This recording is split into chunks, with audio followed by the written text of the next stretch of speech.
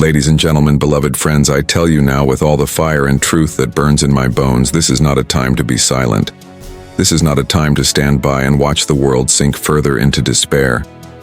This is a time to call them back, to cry out with the voice of one calling in the wilderness, make them return. They left the path.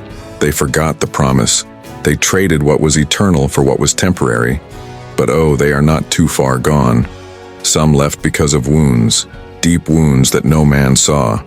Others were lured away by shiny promises that faded as fast as they came. Some didn't even know they were leaving, until they woke up one day in a foreign place, looking in the mirror and no longer recognizing who they were. But here is the truth. No matter how far someone has gone, there is a way home. The prodigal did not return because the world changed. He returned because he remembered, and someone, somewhere, was still hoping. Someone was still watching the road. Someone believed he would return. We need that same hope, that same urgency, that same fire.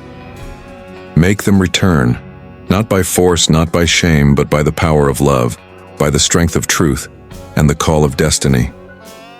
If you are a parent waiting on your child, if you are a friend praying for a lost soul, you are a leader crying over your people, then this is your call to stand again, to believe again, to cry out again. Come home, because the gates of grace are still open, the light is still on in the window, and the Father still runs to the road when he sees them coming. Make them return, not for your sake only, but for theirs, for the generations after them, for the legacy that must not die, for the soul that still matters, for the heart that still beats under the layers of brokenness. Tonight, let us believe again. Tonight, let us cry out again. Tonight, let us take our place and make them return. Would you like this speech formatted for delivery, like for a church event, video script, or even a social media clip? There was a time when hearts beat with a fire that couldn't be quenched, when the name of God wasn't a whisper but a roar, when families gathered not just around dinner tables but around truth. But something has changed. Something precious has slipped through our fingers like sand in the wind. We have witnessed a departure, a great one, not of people changing addresses or jobs, but of souls changing allegiance. We've watched our sons and daughters, our friends, even entire communities walk away from the very foundations that built them, not in one loud moment, but in 1,000 silent steps. They didn't all leave with fists raised in rebellion.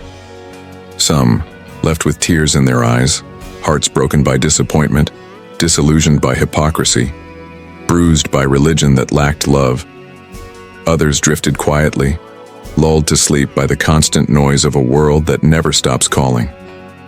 Little by little, day by day, conviction gave way to convenience, purpose faded into pleasure, and calling was exchanged for comfort. This departure isn't just physical, it's spiritual, moral, and deeply personal. It's in the eyes that no longer shine with hope. It's in the homes where silence replaced prayer. It's in the lives now ruled by addiction, confusion, and a desperate search for something more. It's in the churches with empty pews, the schools void of truth, and the streets echoing with broken dreams. We've left the path. We've turned away. We've chosen our own way and called it freedom, but it has made us slaves. Slaves to culture. Slaves to fear. Slaves to our own desires. And as we drifted, the world applauded. They called it progress, but it feels like loss. They called it liberation, but it looks like captivity. This great departure has not just cost us our peace, it has cost us our identity. We forgot who we are. We forgot whose we are. We abandoned the ancient paths, the wells dug by generations before us. And now we are thirsty in deserts we were never meant to wander. But we must not be silent in this hour. We cannot pretend not to see. We must open our eyes to the reality that the ones we love are far from home, not just geographically, but spiritually. And until we recognize the magnitude of the departure, we will never fully grasp the urgency of the return. We can't afford to get comfortable watching them leave. We can't afford to normalize their absence, because every step away from truth is a step toward destruction. Every compromise is a crack in the foundation. And if we don't feel the ache, if we don't cry over the loss, then we've joined the drift ourselves. Let the pain of the departure pierce our hearts again. Let it move us to our knees, to our feet, to our voices. Let it awaken a holy desperation in us that refuses to accept that they're gone for good. There's a pain that runs deeper than what we can articulate, a sorrow that cuts through the soul and grips the heart with a fierce, unrelenting hold. It's the pain of separation, the kind of pain that comes when someone we love is no longer near.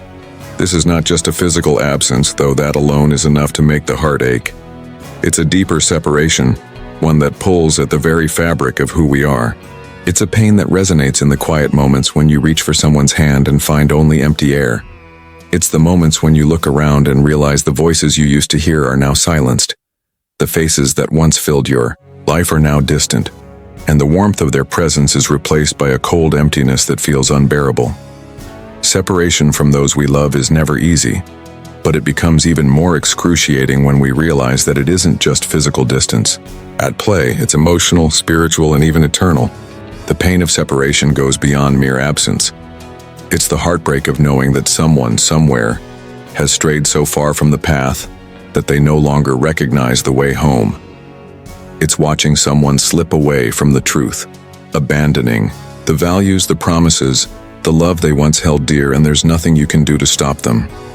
You reach out, you call, you plead with them to return. But the distance grows. Their hearts grow harder, their eyes become clouded with indifference, and they no longer see the danger that lies ahead. The pain of separation is felt not just by the one who is lost, but by the ones left behind. For every parent who watches their child drift, for every friend who sees their companion grow distant, for every leader who watches their community wander into darkness, the ache is real. It's a kind of grief that doesn't end with time. You can't simply get over it. You can't just move on as if nothing happened. The absence hangs in the air, like a heavy fog that won't lift, clouding your thoughts and overwhelming your spirit. You remember the laughter, the joy, the moments when they stood by your side, and it hurts even more to see them lost to the world. The worst part of this pain is the realization that it's often self-inflicted. The ones we love may not even realize the toll they are paying as they walk away. Their decisions, their choices, their rejection of the love and truth that once defined them. The consequences are not just personal, they affect everyone. Families are torn apart, communities crumble, souls are scarred, and yet there's nothing more painful than the silence that follows. There's no louder cry than the one that echoes within, begging for them to return, but hearing nothing in response. But in the midst of this pain, we must hold on to hope, because the very nature of love demands that we never give up, never stop believing, never stop calling them back. Yes, the pain of separation is real. Yes, it hurts deeply, but it is not the end. There is still time, there is still hope. And as long as the heart is still beating, the door is still open. The road may seem long, but the return is possible, and we must be willing to bear the pain of the separation, not as a sign of defeat, but as a reminder of the urgency of the mission to bring them home. There is something remarkably steady, something unshakable that calls out to us through the ages. It's the call of truth, of hope, of redemption, a call that doesn't bend with the changing tides of culture, doesn't yield to the passing whims of society, and doesn't soften in the face of rejection. It is the unchanging call that has echoed through history, unwavering and constant, calling the lost, the broken, and the weary to come home. And no matter how far one has strayed, no matter how long they've wandered, that call still stands. We live in a world that is constantly shifting. Our values shift, our beliefs bend, our preferences change. What was once considered right is now questioned. What was once accepted is now debated. The winds of culture blow fiercely, pushing and pulling us in all directions. Yet in the midst of this tempest, there is a voice, a steady, unbroken voice that cuts through the noise, through the confusion, through the chaos. It is a voice that has never wavered, never faltered, never changed, because the truth it carries is eternal. It is the voice of God, the voice that calls us to return to Him. The unchanging call is not just a reminder of what we've left behind. It is a promise of what is still to come. It's the invitation to return to a place of peace, to a foundation that cannot be moved, to a home that has never stopped waiting for us. And this call doesn't stop when we walk away. It doesn't end when we turn our backs. It doesn't fade when we choose a different path. The call remains unwavering, calling us back to the arms that will always welcome us, to the grace that will never run dry, to the love that has never left us. Think about that for a moment. The call doesn't change because we change. It doesn't shift because we stumble or stray. We may turn our faces away. We may close our ears to its plea. But the call remains. It is not conditional, not based on our performance, not dependent on our worthiness. It is a call that persists through the ages, regardless of our circumstances, our mistakes, or our failures. It is the call of grace, the call of mercy, the call of a Father who has never stopped looking for us, never stopped waiting for us to return. No matter how far you've gone, no matter how long you've been gone, the call is still there. It doesn't judge. It doesn't condemn. It simply calls. And it calls you not to a place of shame, not to a life of guilt, but to a place of restoration, a place of healing, a place where the wounds of the past are washed away by the endless flood of grace. It's easy to feel like we've gone too far. It's easy to believe that we've messed up beyond repair, that we've wandered too far to find our way back. But the unchanging call tells us a different story. It tells us that no one is beyond the reach of grace. No one is too far gone to return. The voice that calls us is not a voice of judgment, but of love. It is not a voice that seeks to condemn, but to redeem. So hear the call today. It has not changed. It has never changed. It is the same voice that has called countless others back to the safety of His embrace. It is calling you now, no matter where you've been, no matter what you've done. The call is as true today as it was yesterday, and it will be true tomorrow, and the day after that, and for all the days to come. There's something profoundly beautiful in the fact that no matter how far we've gone, the path back is still open. It doesn't matter how many wrong turns we've taken, how many detours we've wandered down, or how long we've spent in the wilderness. The road to redemption has never been closed. The door to grace has never been locked. The way home has never been shut. It's still open, still waiting for us to find it, still calling us to return, to walk back to the place we once belonged. In a world that often demands perfection, we sometimes feel that the moment we fall, the moment we stumble, the moment we stray, we are beyond recovery.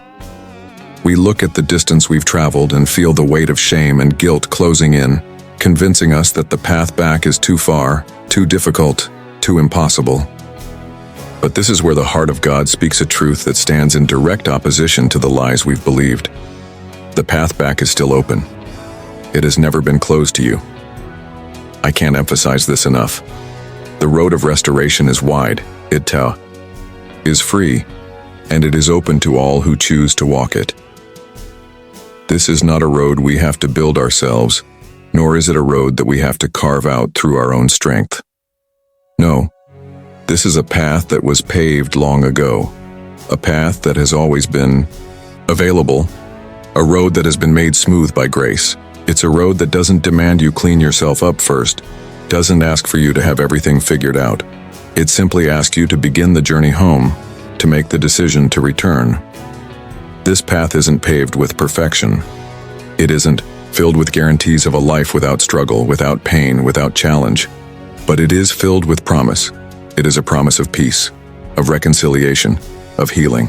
The path back doesn't lead to condemnation. It leads to restoration. It leads to renewal. It leads to the kind of life you were always meant to live. The kind of life where the brokenness is made whole again, where the wounds are healed, and where the lost can be found.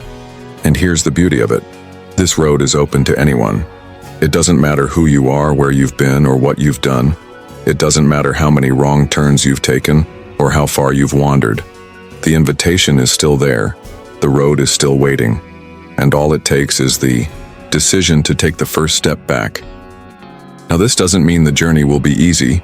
Returning often means facing the consequences of our actions, confronting the things we've done wrong, and reckoning with the mistakes we've made. But even in the midst of that, there's grace.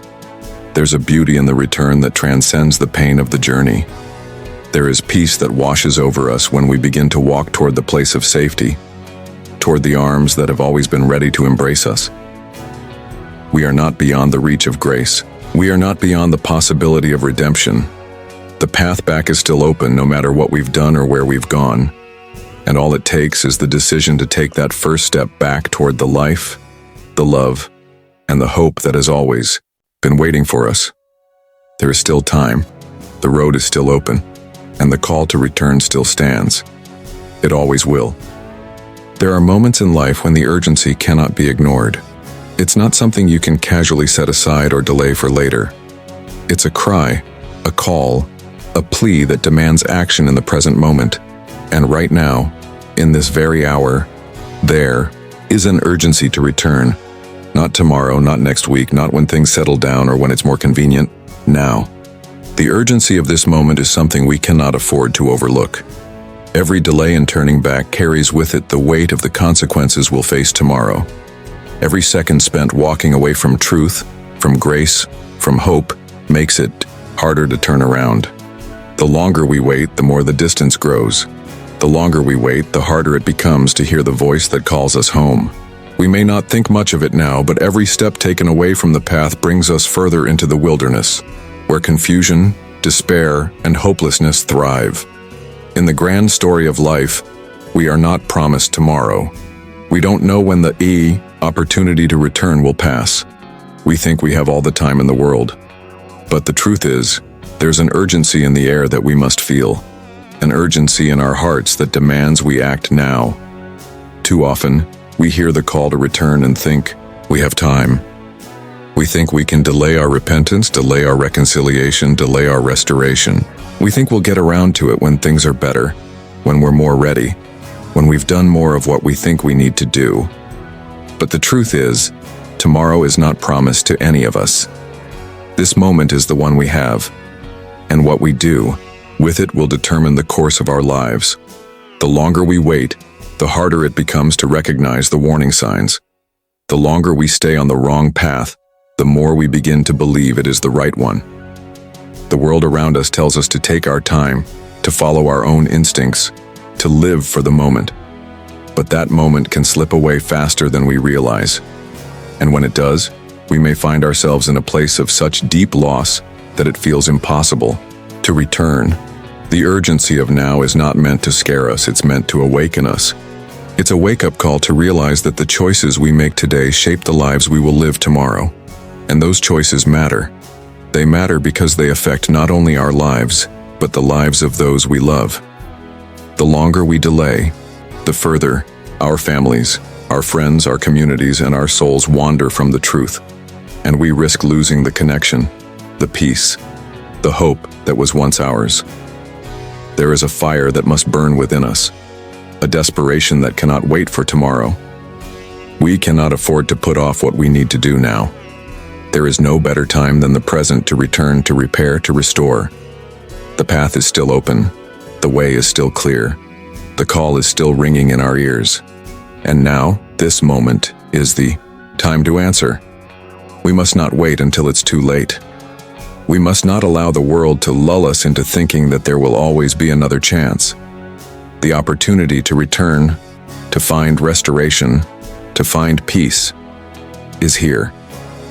Right now, the urgency of now is more than a call to action. It's a call to salvation, to life, to hope. The door is open, but we must walk through it now. Tomorrow may never come. So, what will we do with today? There is something profoundly transformative about the act of returning. It is not just a physical movement or a change in direction. The power of return is in its ability to bring restoration, healing, and renewal where there was once brokenness, distance, and despair. When someone truly returns, not just in body but in heart and soul, the very essence of who they are changes. It's as if the pieces of their life that were scattered, lost, or forgotten are put back together again. This return is not a mere change in location.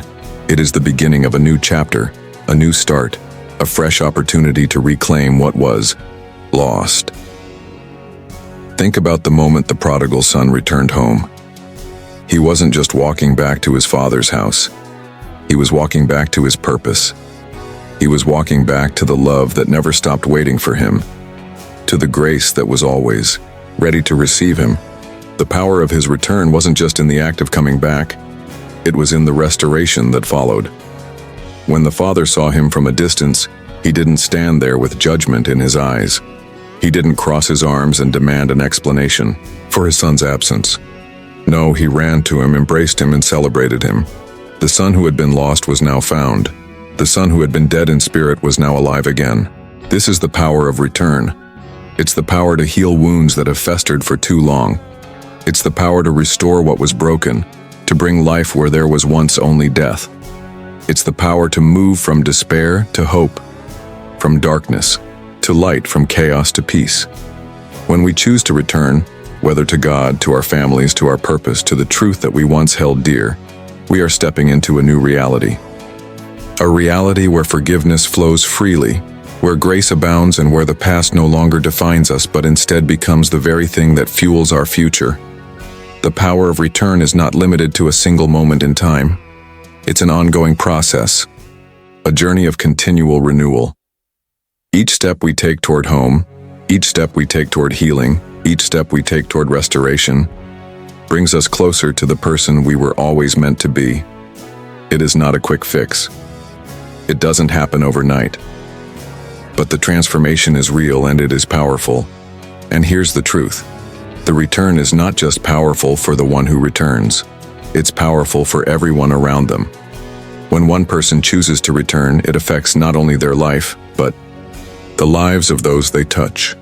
Families are healed, relationships are restored, communities are revived. The ripple effect of one person choosing to walk back to the path of truth and grace is immeasurable. The power of return extends far beyond the individual. It transforms the world around them. So let us not underestimate the power of returning. It is not a small act, nor is it a trivial one. The act of returning changes everything. It brings healing, it brings hope, it brings restoration. And no matter how far you have wandered, no matter how lost you feel, the power of return is still available to you. The way home is open. The door is waiting. The Father's arms are open wide.